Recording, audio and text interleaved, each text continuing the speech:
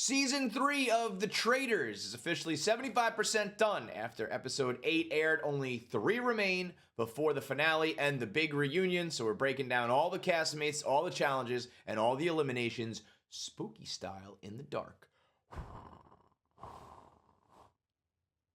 For real? Bro, what? Ooh, spooky. All right, for my money, Traitors is the best reality TV show, elimination type game on television today. I know that Survivor is the gold standard, and they've had so many moments and so many seasons, and maybe this is just from Survivor fatigue, and I wanted a new show, but to me, Traitors is the new gold standard because of the gameplay. If you're not familiar with it, which of course you are, because why the hell would you be watching a video about Traitors with a man sitting in the dark with a candle if you didn't know about the game show? But if you don't, there's about 20 some odd people. There's 3 people who are anonymous traitors who can murder other castmates in the middle of the night. So the idea is actually a psychological study about, can a well-informed minority outplay an uninformed majority? And this is something that has actually been studied in like legitimate psychology before, involving game theory and herd mentality, manipulation, deceit, social norms, where in the 1970s and 80s, there was Russian psychologists who basically came to the conclusion that despite being outnumbered like 20-3 in this case, that a well-informed minority who has information over the majority, it's basically a coin flip on who is going to come out on top. Now, if you factor in all sorts of different things that can happen based on the cast, you know, obviously the probability can increase or decrease, but the idea that having that information is so valuable and so powerful, and you see it on display every season of The Traitors.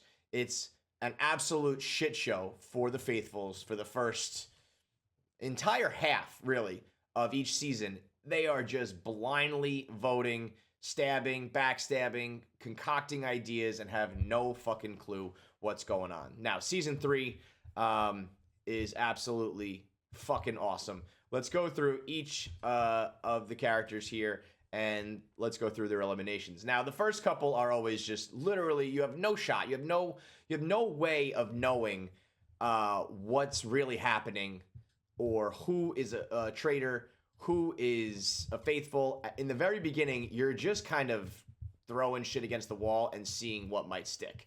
So the first few people, it's really just about luck. Like, you can't do much about it.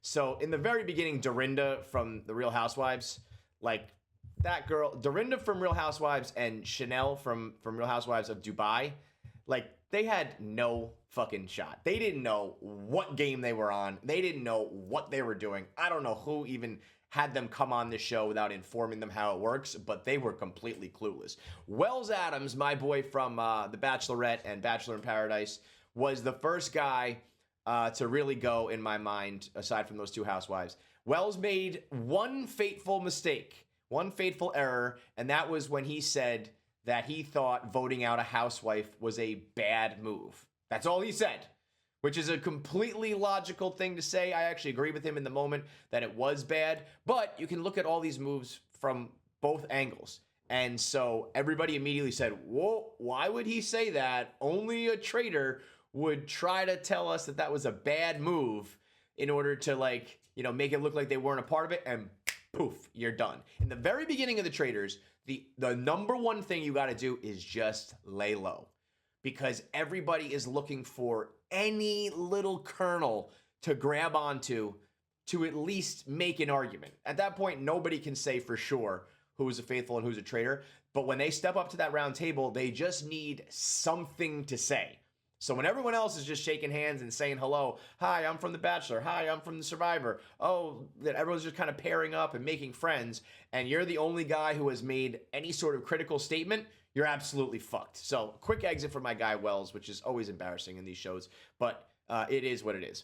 Then we got into Tony and Jeremy, both Survivor contestants in the past. And it really is interesting to watch people who have played similar games before, because this straight up is a skill. This is like a talent to be good at these games. and I would say even beyond the talent is just the experience level. Once you've been in a game where there's backstabbing, voting, alliances, lying, and eliminations, you are head and shoulders above everybody else. If you come from the housewives world or some dating show and you are not prepared for some cutthroat, deceitful shit, you are going to get bulldozed every single time. But what's interesting is that Tony and Jeremy, both Survivor, they got whacked back to back. One got banished, one got murdered, and right away, 2 housewives down and 2 Survivor castmates down. Now, that also brings up an interesting point about Traitors that I love is the double eliminating, be it through getting banished and getting murdered, is another element that I think is awesome to the show because, first of all, it keeps the game moving. You can have a cast of 20, I think it's 22 in this, and you're not watching 20 episodes for a single elimination every single time. There's a murder and there's a banishment every episode, so nobody's really safe at any given moment, and the show keeps it moving. This is where things really finally picked up. Episode 4, when we have our first traitor eliminated, Bob the drag queen. Now, Bob was playing a great game. In this, as much as I say that you got to lay low, once things get cooking, I think it really behooves you to be in the driver's seat. Because again, there are a lot of people in these game shows who are just looking, again, it's all psychology. And there's a lot of people in these game shows who are just looking for direction, just looking for someone to tell them what to do. And then it's a fine line you play because if you take too much power, people start to suspect you or they start to resent you and then they all turn on you. But you are more in control of your own fate if you are in control of the game. So if you are loud, if you are assertive, if you are in a lot of these conversations all the time and you're smart about it, I think you are in a very, very powerful spot. So through episode 4, Bob the Drag Queen, along with the Danielle and Carolyn being the 3 traitors, Bob was running point. He was running that show. I mean, he was fucking drag queen to the max, dominating until one man stepped in, and that's Boston Rob from Survivor. Now, Boston Rob was not invited into the house, into the castle, in episode 1. They brought him out, and Alan Cummings said, you can kill somebody right now in exchange for Boston Rob, and the entire cast said, nah, I want no fucking part of that. Now, here's where it gets interesting, because in that moment, I don't want to bring Boston Rob into this show either. That guy is literally the GOAT, and the run he went on for the first several episodes once he did make it into the house proved that. I mean, this guy is, like I said, it's a talent, and he might be the GOAT when it comes to these games because he doesn't give a fuck. He's very cerebral. He is very good at lying and very manipulative. So I'm thinking to myself, I don't want any fucking buddy. I don't want this guy in the house. He's going to absolutely bulldoze us. But then that's where you got to put your thinking cap on. There is no way they're bringing Boston Rob all the way out there for a 2-minute appearance where you just say, thanks, but no thanks, he's not going to be involved. If I'm playing that game, in my head, I'm thinking they 1,000% want Boston Rob in this show, and if we don't bring him in, they're going to introduce him one way or another, which is exactly what ended up happening when they brought it in with Derek and Wes as like this 3-man addition. So in that moment, if I'm in that game, I'm saying to myself, I'm bringing Boston Rob in right now. I would rather do it and kill somebody and bring him in and be the asshole, but also now have Boston Rob on my side, as opposed to him just strolling in as he did, because we know that these producers want this guy in the game, and now he's, now you're not aligned with him. Now he's free to do whatever he wants. But the way that Boston Rob rolled in there and flipped the entire game on its head and convinced everybody to vote for Bob the Drag Queen was an absolute masterclass in terms of elimination games. I mean, that was some truly Michael Jordan, LeBron James-esque type shit to just get in there, turn on your fellow traitor, convince everyone at the table that it was the case. And Bob the Drag Queen was a valid opponent. He was a worthy opponent, but no match for Bob the Drag Queen. Just a tremendous job by Rob. From there, we go with Robin, another housewife, Nikki from Total Divas, and Bob from The Biggest Loser, which, I mean, like, some of these guys are just completely... Sometimes I forget that they're even, like, in the fucking show. And then things get interesting. We go on a run of Wes, Derek, and Rob. Wes gets banished, Derek gets murdered, Rob gets banished to me. That episodes 6 and 7 were, the highlights of this season because, again, Wes is an OG of the reality TV show world as well. He's been on, MTV Road Rules Challenge for, 60 seasons now. He is like physically good at the challenges. He is mentally good at the rest of the game. And Boston Rob, again, with what I guess, all in one breath, another masterclass in eliminating people who were targeting him, but just flew too close to the sun because everybody started to pick up on anybody who even mentioned Rob's name immediately got whacked afterwards. And that's the balance of that game right there, is that once people throw your name out there, you got to be wary of them. You got to be cautious of them. But if it's publicly known that they're gunning for you and they just keep on disappearing, obviously it became a little too obvious. I thought Rob, started to feel himself a little bit. The fact that he came in and eliminated one of the traitors, also had all the faithfuls sucking his dick. Wow, you are the best at this game. I think he thought, nobody can stop me. Wes was one of the few people who immediately spoke up and said, there's only one way you can be so sure of a traitor.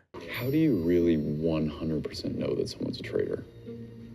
Exactly. Well, exactly, you don't. Well, no, you do. Do you? Yeah. 100%? Yeah, if you're a traitor. Oh. There's only one way that Rob could have absolutely known that Bob the Drag Queen was a traitor, and that fucking dummy Ivar, everyone else is listed from like their TV show, and Ivar's just listed as aristocrat. He's like some fake royal who Brittany described him best. They were like, I forgot that Ivar was even in the room. He's just straight up wallpaper. But Wes trying to explain it to him, watching the light bulb go on in Ivar's brain was hilarious. He was like, well, there's no way you could tell if someone's a traitor. And Wes is like, well, there is one way. And he was like, oh, I get it. You'd have to be a traitor yourself. But once again, Rob works that table, eliminates one of the biggest threats. And the following week, Derek. So the three people who were introduced up top in the game as the three additional players all go out in a row. Wes, Derek, and Rob. Derek was also a solid player, a literal police detective, which thankfully for him and for police officers everywhere, he had a good showing. He was eliminated because I believe he was looking like a strong player, which, you would fucking hope if you're a police detective and you walk in a room and it's like, hey, figure out what's going on here, that they'd be able to do it. Now, on his deathbed, on his way out, he did say, take a look at Brittany, which was incorrect. But Brittany was being like super sus at those tables. The round tables in Traitors are some of the most interesting scenes in television, because you watch people either completely shit the bed or go on like this whirlwind of manipulation. And if you're on the wrong end of it and that train gets going around the table and your name starts getting mentioned, it really is some pretty fascinating psychology to watch the mob mentality at work, watch the hive mind take over. And I can't imagine how frustrating it's got to be when you are a faithful and all you can really do is just be like, I'm a faithful. I'm a fucking faithful. I swear to fucking God. I mean, as I'm watching this show, I always think to myself, like, how would I convey? How would I tell people? Like, how would I make them? I always think the same thing about when I'm watching Shawshank Redemption. If I was Andy Dufresne and I really was innocent in jail, And it's like one of those like, I know, listen, I know everyone says this. I know everyone says this. But I swear to God, man, I'm actually a faithful. There's just nothing you can say that really conveys it without someone at least being able to say, well, that's exactly what a traitor trying to convince me would say. So I thought Rob was going to wiggle his way out of it on that one. And if he did, that would have been, again, just a true stroke of genius. If he was able to just continually eliminate anybody who said his name and continue to get away with it, it would have been, another notch on his belt, another resume builder. But Boston Rob leaves in episode 7.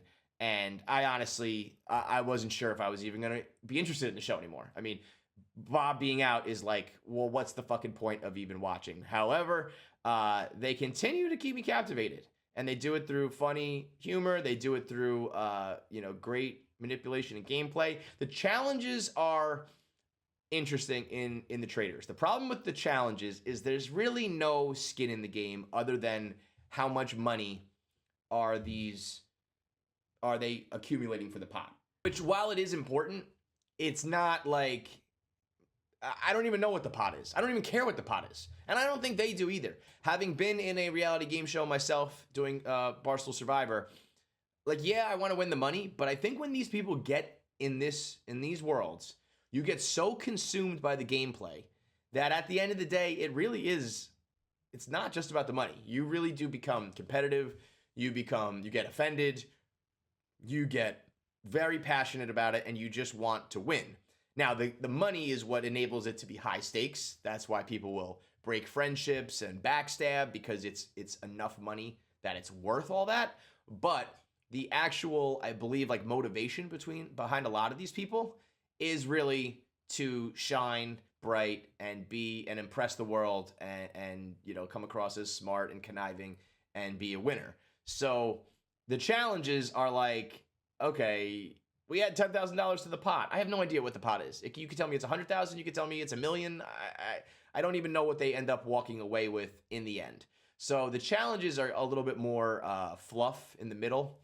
And a lot of times it's just, a simple puzzle or a physical challenge that's like, I don't really care to watch this.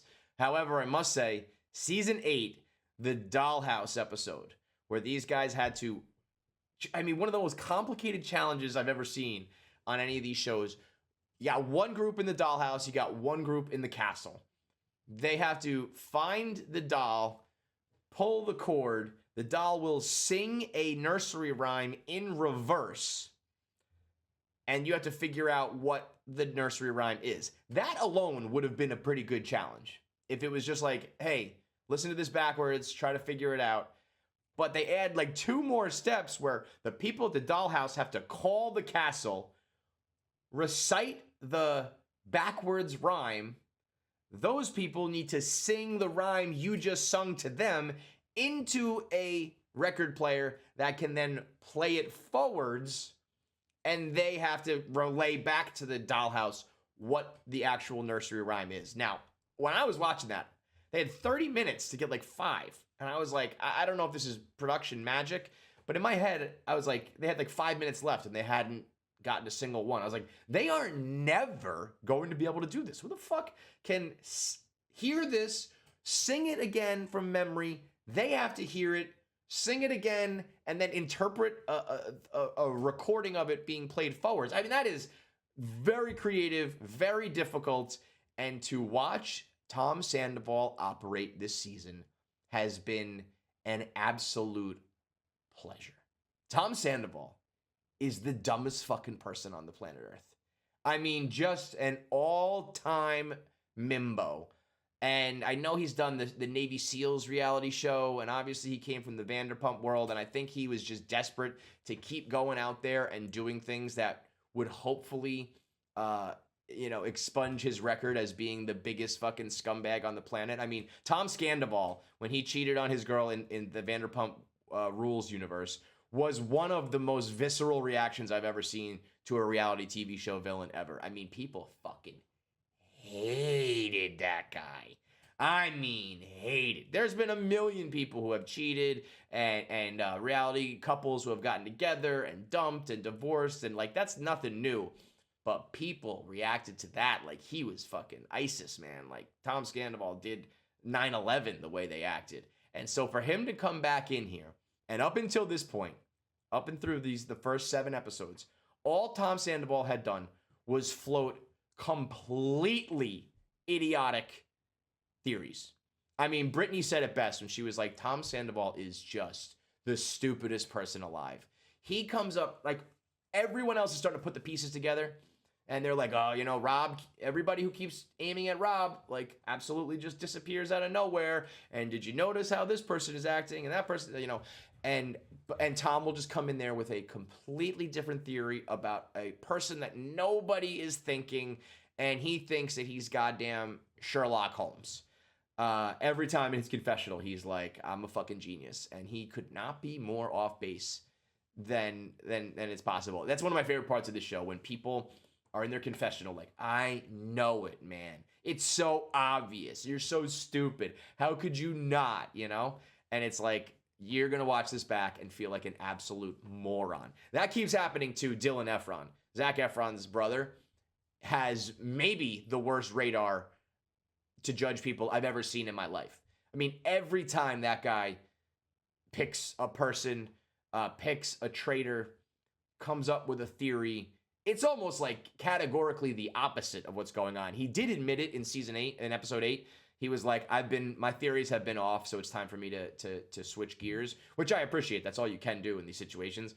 But watching it back has got to be pretty brutal when you are so definitively making these statements, and it's just like, you're dead fucking wrong.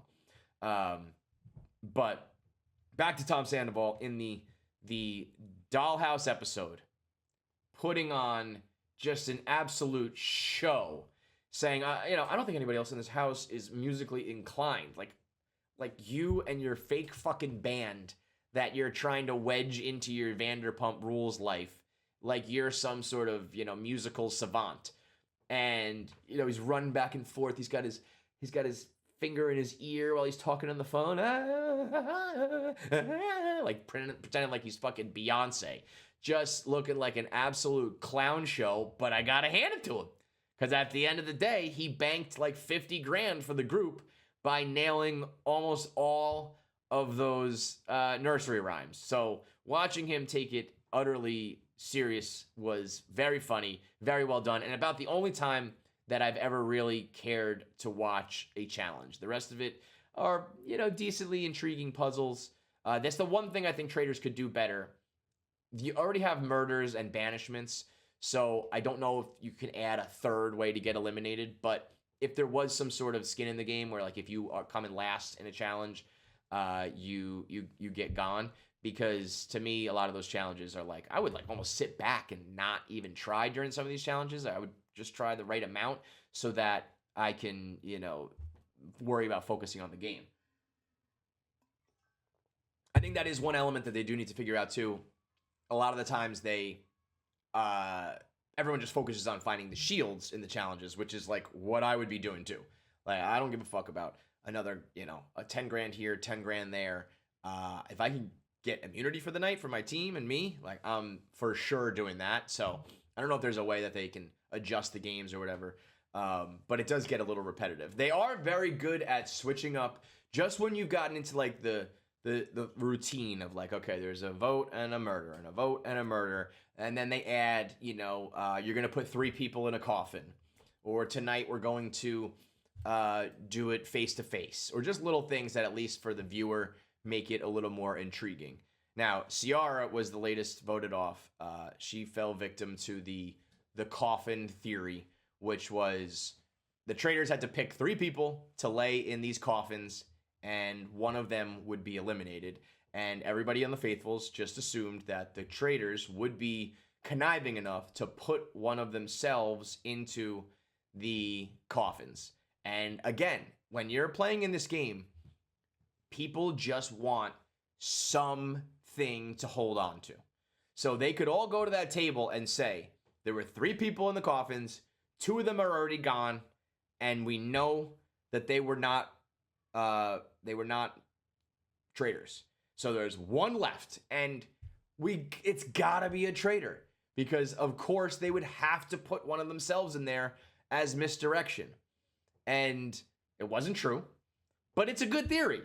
And when you sit down at that table and Boston Rob is gone and Wes is gone and Derek's gone and there's a bunch of idiots left and you don't know really, there's no evidence pointing one way or the other. It's like, well, it's better than just flipping a coin. Let's go with this theory because either we're right or at least we finally eliminate and ironically put the nail in the coffin to the coffin theory. And Ciara just did not have enough of an answer when the entire table was like, we think this might be the case. That was one of those moments where you're just like, I'm not. And it's just simply not enough. That's why the best defense is a good offense. You have to, if the bullseye is on you, just saying, no, I'm a faithful is not enough. You've got to combat that with your own theory on someone else to push it back on.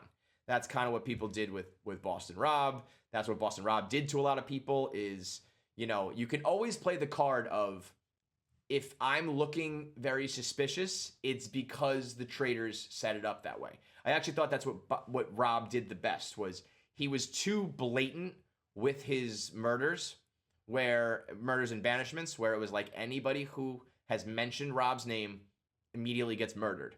And he was like, that's so obvious. The traitors are setting me up. So I think if you're going to be blatant, go all the way blatant because it didn't end up working in the end. But I thought it was a valid defense of like, you really think if I was a murderer, you really think if I was a traitor, I would murder 3 or 4 people all in a row who mentioned my name? Of course, that's going to make me look suspect. And they didn't take the bait, but they could have. At least, again, people just want a reason to vote one way or the other. So Ciara being like, oh, she should have just been on the offensive saying, the traitors want to use this coffin theory. They're the ones floating this. It's one last card for them to play as we get down to the final couple episodes. There's only a handful of us left. And they're using this coffin theory and just hammer that. That's what the traitors are saying. That's what the traitors are saying. You're getting played by the traitors as opposed to just being like, it's not me. I'm a faithful. Now, personally, if I'm in the game show, I'm telling everyone we're not voting out Ciara because she is a motherfucking rocket. We got to keep this girl around as long as possible because she might be the prettiest girl to ever walk the planet Earth. I mean, what a woman, right? Like she was just like a nurse down in Atlanta, just like living a very nice, productive life. And they were like, you're the hottest bitch in the world. We need to make you famous and put you on television shows. And now she's on Summer House simultaneously with Traitors, just being like, you are too good looking to simply live a normal life. That's Ciara. What a rocket that chick is. Some of my favorite other people on the cast, this guy, Sam. I'm telling Sam once was married to Britney Spears.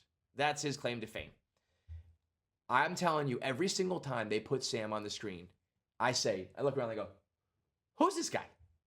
I haven't seen this guy once. Every single time I see him, I'm like, this guy's on the show? Wait, who is he again?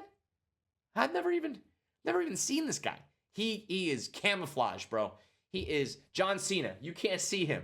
Like, he is just completely a non-factor. He finally spoke a couple words in episode 8, pushing the Ciara coffin thing.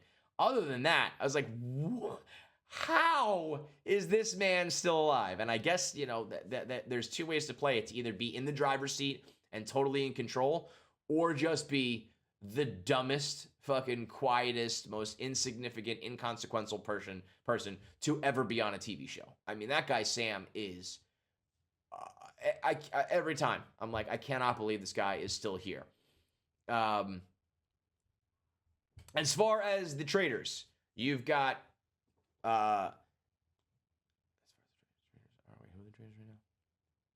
as far as the traitors, Boston Rob gets banished, and you now have Danielle and Carolyn. I can't decide what to say about Danielle. On the one hand, she's still here. We're on episode 8, only a couple left. And only just for the first time has she really started to get mentioned and have a little bit of heat on her. So in that regard, you have to say she's playing a good game. But man, watching her operate when you have the full information as a viewer at home, knowing who's who and what's what, she's fucking terrible, man. Like, the over-the-top theatrics to try to prove her innocence are insane. Like, crying every single time we find out who is not invited to breakfast. It's like, oh, this one's so hard. It's like, what? Bitch, why are you fucking crying so much? Rob said it best when he was like, yo, this girl is way too dramatic.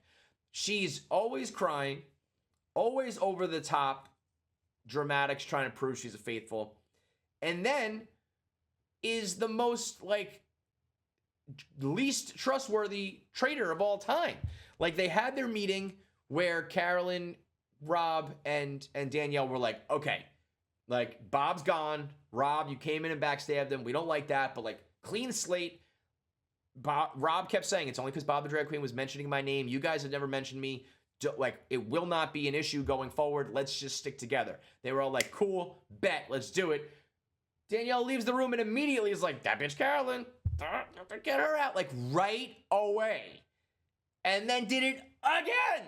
Carolyn was like, I heard you've been talking about me. And she was like, no, I didn't mention your name. I only mentioned that someone else mentioned your name, or whatever the fuck she said, played some semantics. Carolyn was like, that's fucked up. Don't do that. And Carolyn was like, I'm sorry. And they go back out there and she does it again. Again, putting some sus, as Rob would say, putting sus on her name. And it's like, how does she not get whacked by her fellow traitors for being the most traitorous traitor and the worst gameplay bitch out there? But, you know, the proof's in the pudding. The results are there. If she is still in the game and still kind of in the driver's seat, you know, you got to give her credit. Now, Carolyn is just the wackiest broad out there. I mean, she is those eyes and her face and she's just, I don't know, she's a lot.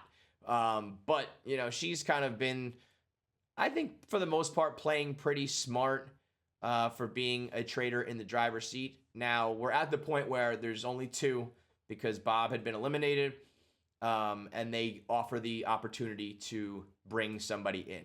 Now, Carolyn was staunchly against that. She's like, we already can't agree on anything. Why would I want to bring in another person to just complicate things? Danielle is heavily like, let's bring in my friend. And Carolyn's like, why the fuck would I do that? Because now you're just going to bring in your buddy and you can gang up on me. So the traitors have zero trust left. And we're going to have to figure out whether they continue to operate just as two or bring in a third. I think it's always better. I think it's always better to bring in another traitor. I think you do need at least, you know, as many traitors as you can get, as long as you're not going to put a bullseye in your back and bring an alliance into the turret where they can go 2 against 1 and vote you out. But I just don't think that Carolyn or Danielle really have the ability to mobilize the way that Rob did. Like, when Rob went for Bob the Drag Queen, you gotta get it right.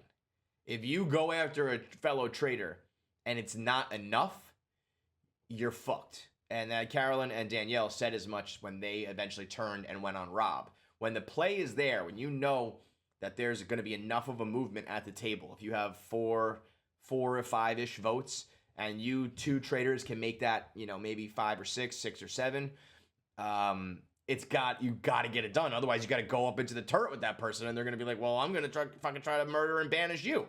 So, I don't think Carolyn and Danielle have, you know, I think they're both trying to just make it rather than take it. And so neither of them are really, like, I wouldn't say either of them are, like, one's the leader or one's in the driver's seat. So it'll be interesting to see if they bring in a third person. I could see Brittany being a very good traitor. She's very aggressive, very mouthy, very bitchy when she wants to be, in a good way. And I could see her being a good traitor. I would just love to see that fucking moron Tom be voted in as a traitor. I mean, that would just be absolute cinema to watch, like, Tom or Ivar just like, here's a absolute buffoon to throw into the mix. They almost should make that happen on purpose just to watch the chaos that would ensue with two absolute goddamn morons who don't know what the fuck is going on. But looking at the final cast, the final people remaining, you got the nobody Sam, you got Dolores, the final housewife who's still around, Dylan Efron, who is playing aggressively. Like I said, he's very wrong all the time, but he's like logically wrong, if that makes sense. Like, he's not correct, but he's thinking, and he's not an idiot. He's just his theories are misguided, but I can see how he's connecting the dots. He's a pretty good player. You got Brittany, who, like I said, is like a feisty, treacherous little bitch who I think I would be afraid of her at the tables for sure. Ivar the moron, Danielle, who's a traitor, Tom Sandoval the idiot, Carolyn the traitor, and then Gabby the lesbian. I don't know what to make of her. I can't get a read on her at all either. She might be a good traitor as well because she doesn't really give a fuck either. So only a few episodes left with a few more murders and banishments to go. But another great season from the Traitors. I started watching it in the UK. I do have a hot take that I believe these games are better when they have no names. I get why you have to do it. It brings popularity to the show. It brings viewership to the show. It is good to have storylines that like, for example, Tom Sandoval being like, Tom Sandoval saying that we know that women are more likely to cheat than men. And what he meant to say was like more likely to murder, be traitors, but he said cheat. And the whole table erupts like, really, Tom Sandoval? You're going to say that women are the cheaters? Really, bro? Also, generally speaking and historically, girls are better cheaters than guys just because they have better social skills. That came out your mouth? Oh my God, I said cheaters. I said traitors. I said traitors. Sorry. It's like the whole fucking world knows that he was a scumbag who cheated on his wife. Like, you can't buy that. You can't get that with strangers. It's like you just don't know their history. You don't have their background. You don't know who they are or what they've done. So that sort of stuff brings an element of entertainment. But as far as the gameplay goes, like when in season 2, when Johnny Bananas got murdered, episode 1, where they were just like, we know Bananas. He's much like Boston Rob, like too scary, too good at these games. Get the fuck out of here. It's like, those you're behind the 8 ball when you come in with any sort of reputation. Oh, I won Survivor, or oh, I was known as a backstabber on Big Brother, or whatever it may be. It brings an element of entertainment and another layer of intrigue. But part of me thinks it's more truly like the psychological study when it's just strangers, and it's like the playing field is completely even. No history, no knowledge, and 3 people have the power and 17 don't. Let's see what happens. And you don't have to worry about who's a celebrity, who's pretty, who's ugly, who's famous, who's a bad guy, who's a good guy, none of that. So I see the value in both sides, and either way, just tremendously intriguing television. And the good side of reality TV, there's so many guilty pleasures out there that I'm watching, the dating shows and the trash shows. And then there's something like this, which, again, like I said, is literally psychological studies have been done based on the game, Mafia and the Wolf game. And now they call it Traitors, where, how powerful is information and how powerful is the mob mentality and the hive mindset. And the real psychology behind it all is truly fascinating. So, it's a guilty pleasure type reality TV show, except when you really break down what's going on, it is pretty intriguing television. So we'll recap each episode from here on out, 9, 10, 11, 12, 9, 10, 11, and then I believe the reunion is episode 12. So tune in each week. We'll recap the Traitors until the finale. Till then, what does he say at the end? Like get out of my castle or some shit? I don't know. There's not really a catchphrase in the Traitors, so I got to do something like, I have, and I have always been unfaithful.